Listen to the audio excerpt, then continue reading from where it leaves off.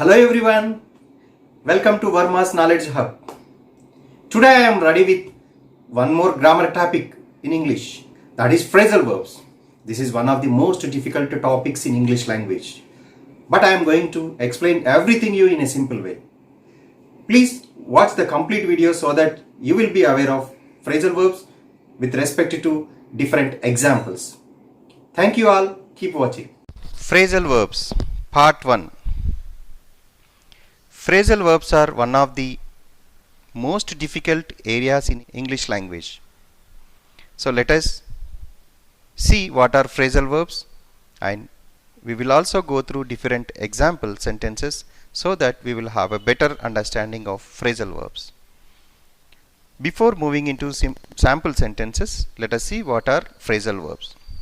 Phrasal verbs means addition of a preposition beside a verb gives different meanings. They are called phrasal verbs. In other way, a phrasal verb is a verb that is made up of a main verb together with an adverb or a preposition or both. Typically, their meaning is not obvious from the meanings of the individual words themselves. With this example, we will come to know why phrasal verbs are difficult to read and understand. For example, look means see, after means later. If we go with their individual meanings, they give one meaning. If they are clubbed together, for example, look after means take care of. So with this example, we can conclude that phrasal verbs cannot be guessed for their meaning. Unless we go through it, we cannot guess their meaning. So another very important example I am going to share with you, that is, Radha always puts off any hard work. Veda always puts in a lot of hard work. My question is, who is lazy? Radha or Veda? If your answer is Radha, you are correct, because put off means postpone, put in means concentrate.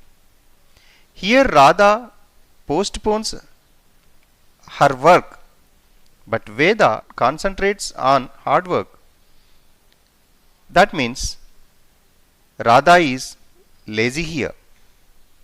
Coming to the next example, the bookshop was closed on Saturday. The toy shop was closed down on Saturday. Which shop will be opened on Monday?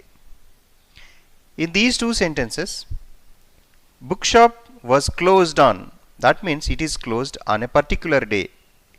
That means it is temporarily closed. But in the second sentence, the toy shop was closed down means it is shut down. It is closed down means shut down or permanently closed. So the shop which is going to be opened on Monday is the bookshop. If your answer is bookshop, you are correct. Let us see some of the phrasal verbs associated with different main verbs. There are plenty of phrasal verbs in English language. Let us make a small attempt to learn them. The first one is call on. Call on means visit. I should call on my aunt more often. That means I should visit my aunt more often. Call for means request or demand. She called for room service. Call in means order or summon. The nurse called in the next patient. Call off means cancel. The teachers called off their strike. That means the teachers cancelled or ended their strike. Call it. Stop at a place for a short time. Example, the bus called at the station. That means the bus stopped for a short time. Call back means call again or visit again. I will call you back after some time. That means I will make a phone call after some time. Let us see some of the phrasal verbs connected to the main verb go. The first one is go on. Go on means proceed or continue. The meeting will go on till evening. That means the meeting will continue till evening. Go for means try for or to attempt to reach. I'll go for the world record. Go after means pursue or chase. He is planning to go after his friend's project. Go through. Go through means examine. Example is, you must go through this book to solve the problem. Go down means descend or come down. She needs to go down 2 floors to reach her office. Go back. Fail to keep or return. We expect the petrol price will go back to rupees 50 per liter. That means we expect that the price will roll back or come back to rupees 50 per liter. Go off means explode or cancel. The bomb went off right after the president left the office. You know that went is the past form of go. So the bomb exploded immediately after the president left the office. Let us see some more phrasal verbs in connection with the main verb get. Get on means manage or have good relationship.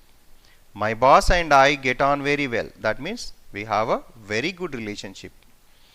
Get off means leave a place or escape. We will get off at 8 o'clock. Get in means enter. I am inviting you to get in the car. Get down means move down or exit. The kitten couldn't get down from the tree. Get about moving or physically active. I can't get about so much since I hurt my leg. That means there is a hurt in my leg, so I cannot physically move. Get away to leave or escape. She got away from the school. Get over means recover or overcome. He got over his shyness. That means he overcame his shyness.